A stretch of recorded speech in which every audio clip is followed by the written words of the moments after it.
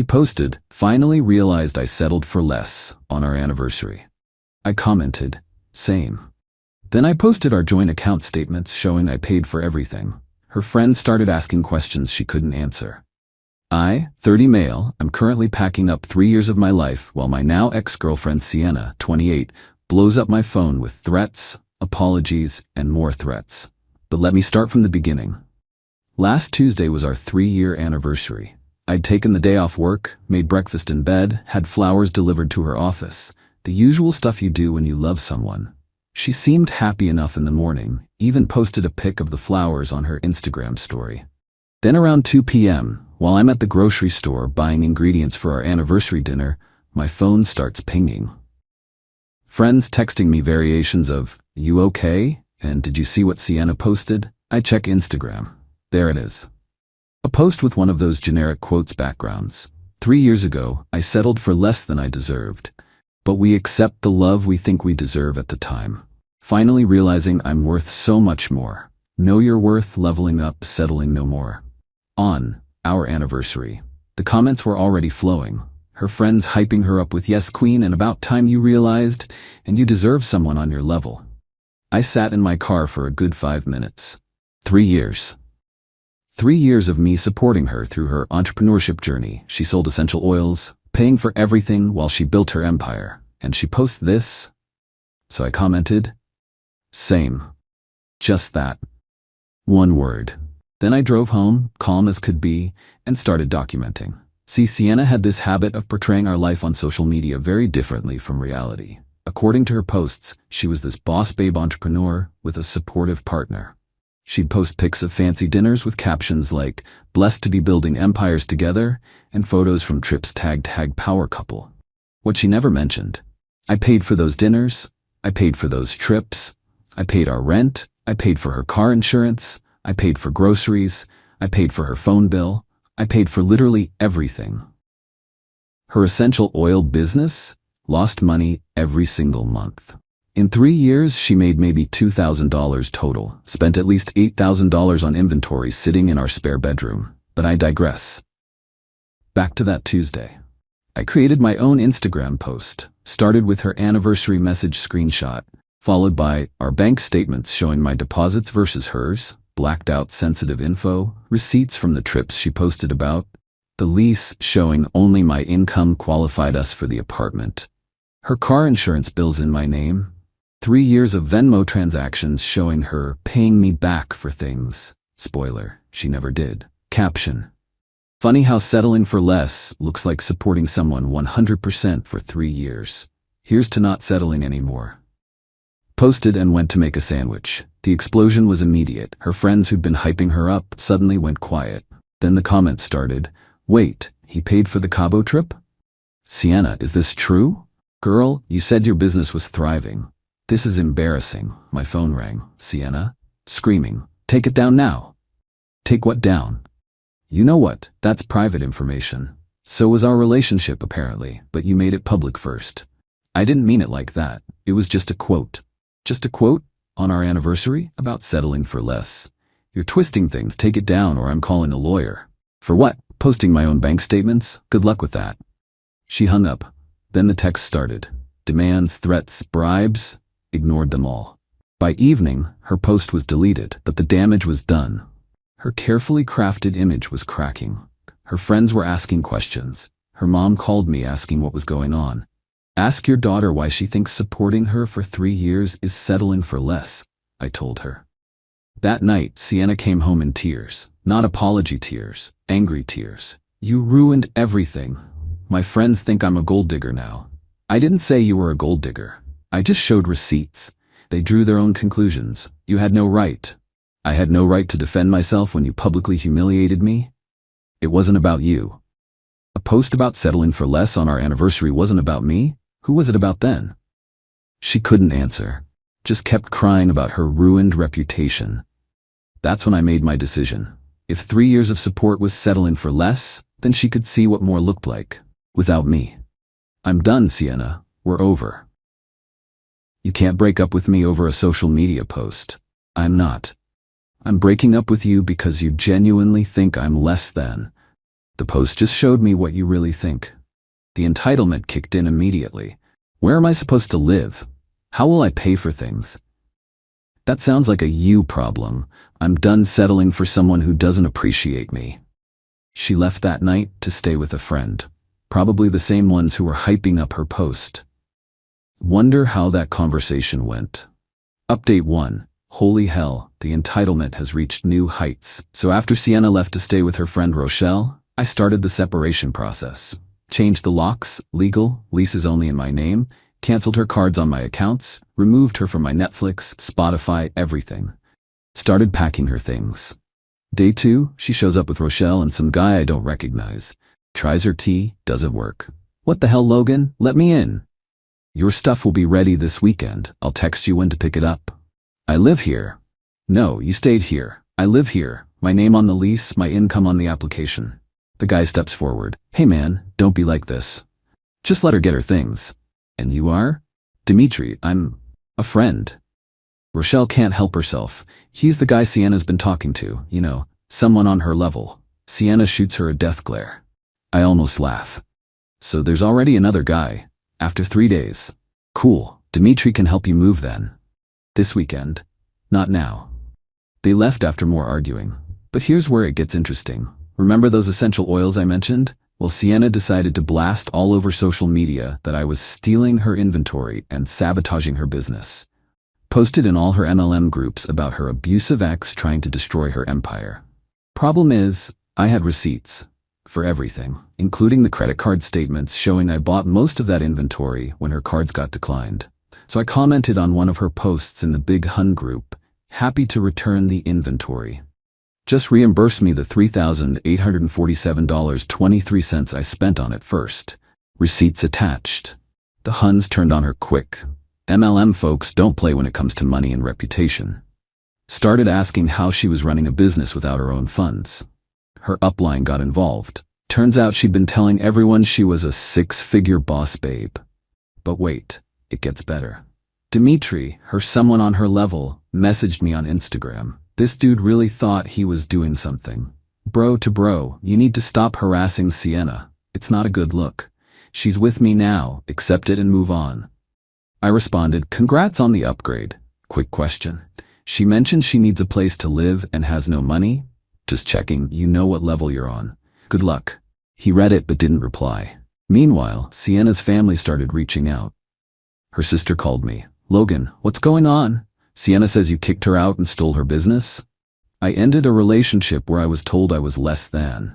She's getting all her things back, including the inventory I paid for if she reimburses me. She said she paid for that herself. Want to see receipts? Long pause. Oh my God, has she been lying about money this whole time? Ask her about her thriving 6-figure business. Her sister hung up. An hour later, her mom called. Then her dad.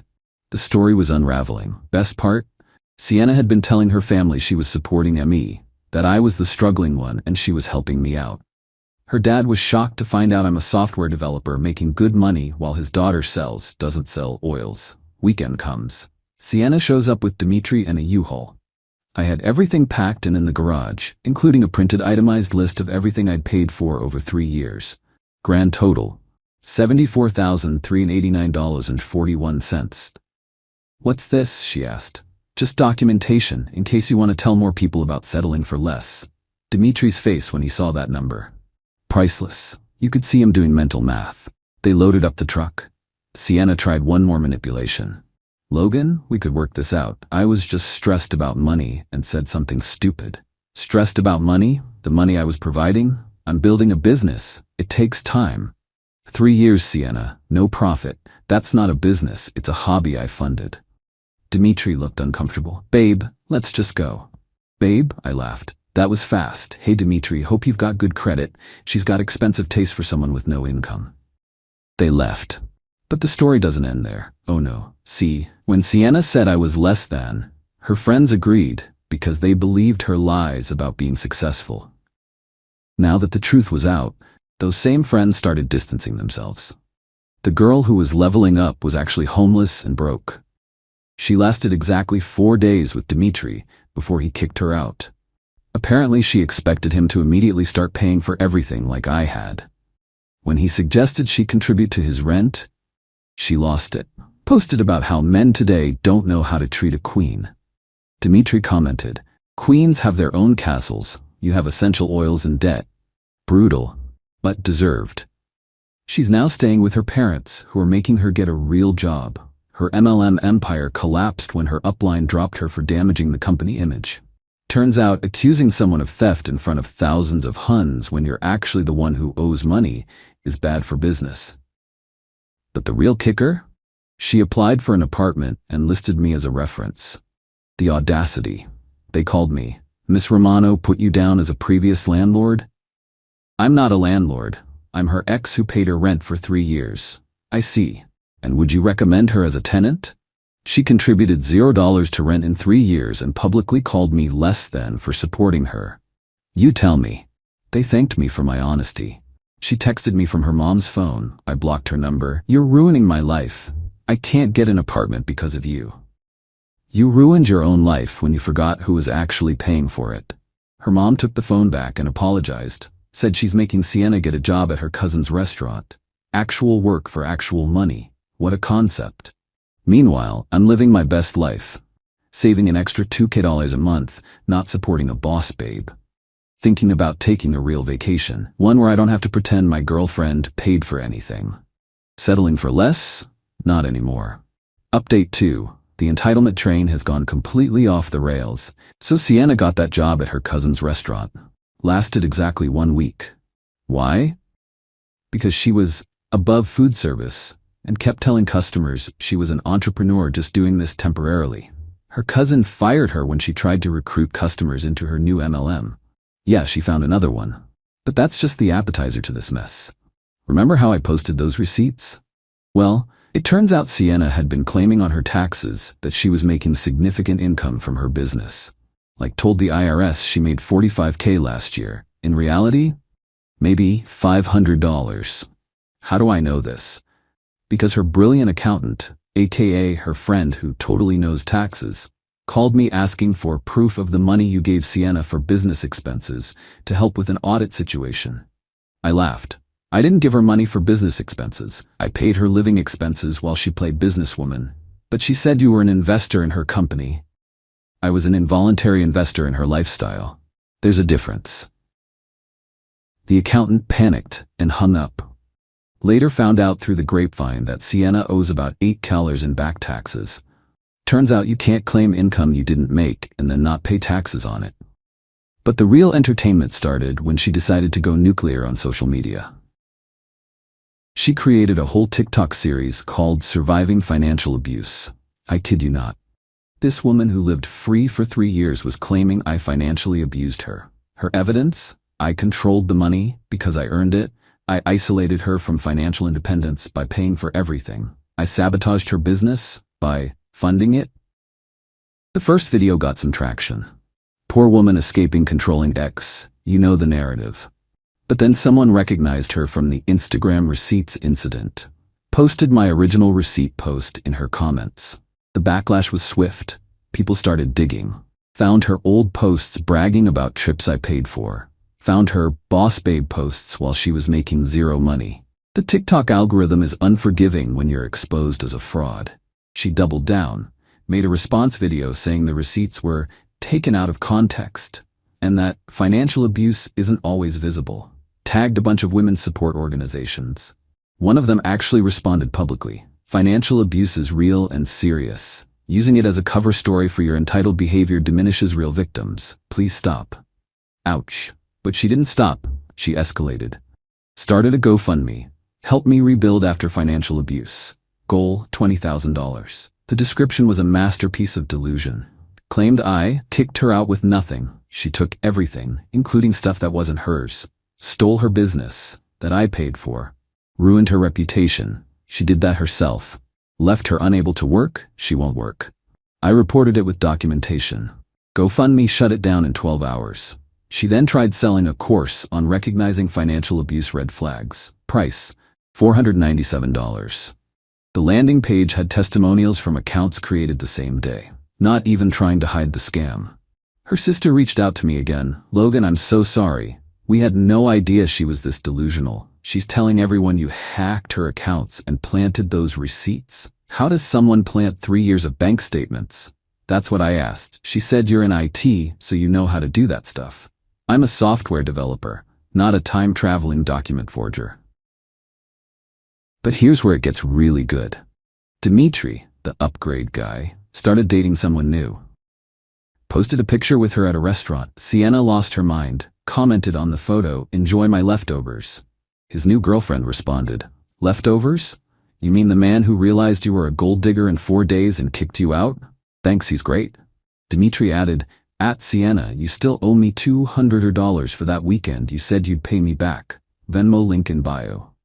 Public humiliation achieved. Sienna tried one last Hail Mary.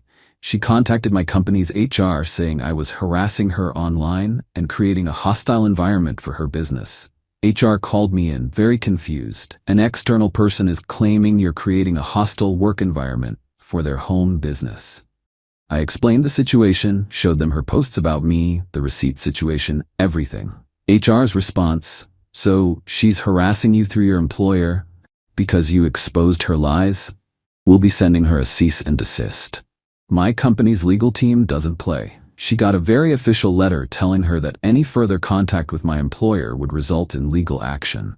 The letter also pointed out that her false claims could be considered defamation. Suddenly, all her posts about me disappeared. But my favorite part? She applied for a business loan to restart her empire. Used me as a business reference because, in her words on the application, I was her primary investor and business advisor for 3 years. The bank called me for verification. "Did you invest in Miss Romano's business?" I involuntarily funded her lifestyle while she pretended to have a business. "So, that's a no? That's a hard no? And the $45,000 she claims you invested? Check her personal expenses. That's probably what I spent on rent and food while she sold nothing." They thanked me and hung up. Loan denied. She's now working at a call center, the only job her parents would co-sign for her to get. Still living with them, still posting motivational quotes about rising from the ashes and Phoenix energy.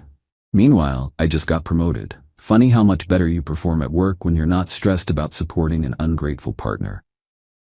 Took myself on that vacation, first class, nice hotel, the works. Posted one photo with the caption, "No longer settling." She viewed my story within minutes. Then posted her own quote about toxic exes who flaunt wealth. Wealth I earned. While she called me less than, the lion doesn't concern himself with the opinions of sheep, especially broke sheep who think they're wolves. Final update. This is the last update because the saga has reached its ridiculous conclusion. Last month I get a LinkedIn notification. Sienna viewed my profile. Strange, since she blocked me everywhere else. Then I see she's updated her job title, CEO at Phoenix Rising Enterprises. Curiosity got me. Looked up the company. It's another MLM, but this time she's selling financial freedom courses for women escaping toxic relationships. The audacity is astronomical. Her course outline. Yes, she posted it publicly. Module 1, Recognizing Financial Control. Module 2, Building Your Empire from Ashes. Module 3, Leaving Toxic Support Behind. Module 4, Attracting Abundance.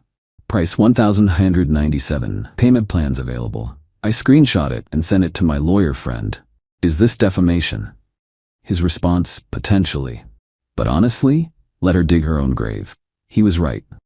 Within a week, someone who bought the course posted a review in an entrepreneur Facebook group. Scam alert. Bought Sienna Romano's course. It's 4 PDFs of copy-pasted content from free blogs and a workbook that's just journal prompts. When I asked for a refund, she said all sales were final and blocked me. Avoid. The comments flooded with similar experiences. Turns out she'd sold the course to about 20 people. That's $40K if everyone paid full price. But here's the thing. She'd offered massive scholarships to most buyers, bringing the real total to maybe $8. Still fraud though. Several buyers filed complaints with the BBB and their credit card companies. Chargebacks started hitting. Her merchant account got frozen. But the real karma came from an unexpected source. The IRS. Remember that tax situation? Well, adding $8 of undeclared income to an existing audit is not smart. especially when you're selling courses on financial freedom while owing back taxes. Her dad called me. We developed an odd rapport through this mess. Logan, I'm calling to apologize and ask a favor. Sienna is in real trouble with the IRS. She mentioned you have documentation of the money you spent supporting her. Would you be willing to provide that to help show she had no real income? So now the money I spent is relevant? I know. The irony isn't lost on me. We're trying to help her avoid jail time. Jail time. For tax fraud. I agreed to provide the documentation, but only directly to the IRS if subpoenaed. I'm not getting involved in her mess voluntarily. But here's the beautiful ending to all this. Last week, Sienna posts on the only platform she hasn't been banned from, Pinterest, of all places. Sometimes you have to lose everything to find yourself. Starting fresh, living authentic, no longer dimming my light for anyone. New beginnings, authentic life. Along with a photo of a vision board. On that board, pictures of luxury cars, mansions, designer bags. And in the center, a photo of a couple that looks suspiciously like us from behind, labeled Manifest True Love. Her cousin, the restaurant owner, saw it and texted me, "Is she really trying to manifest you back after everything?" I didn't respond, but he sent another message. She asked me for her job back. Said she'd been humbled and was ready to start from the bottom. I said no. The bottom was 3 months ago. She's now underground. The last I heard, she's doing freelance social media management for $10 her hour, living with her parents indefinitely, paying off IRS debt in installments, banned from multiple payment processors, still posting motivational quotes about leveling up. Her most recent post? The best revenge is massive success. The comments were brutal. Start with minor success first. Maybe try mild stability. Girl, the IRS is your biggest hater right now. As for me, life's great. Promoted again. Turns out I'm good at my job when I'm not funding someone else's delusions. Dating someone new, a financial analyst who finds this whole story hilarious and pays for her own dinner. The apartment feels bigger without Sienna's inventory cluttering the spare room. My bank account is healthier. My stress levels are non-existent. Looking back, her anniversary post was a gift.